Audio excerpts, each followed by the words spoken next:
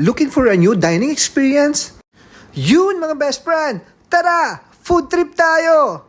Andito kami ngayon sa Crown Plaza Hotel.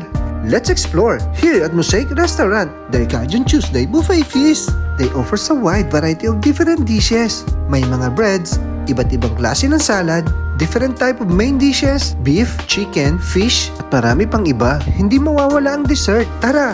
Dito muna tayo sa salad station. Mga best friend, try nyo to. Isa sa mga paborito ko, ang kanilang Southern Smoked Brisket. Hi. Si chef mismo magsaserve sa'yo. Sobrang generous ng servings. Grabe, nakakatakam. Plus veggies on the side. Then add their special sauce. Sige, Sandro, rice pa more. Halo din itong Cajun hot wings. Tapos lagyan mo pa ng sauce. Eto pa isa, sobrang sarap. Creamy na, cheesy pa, seafoods yan.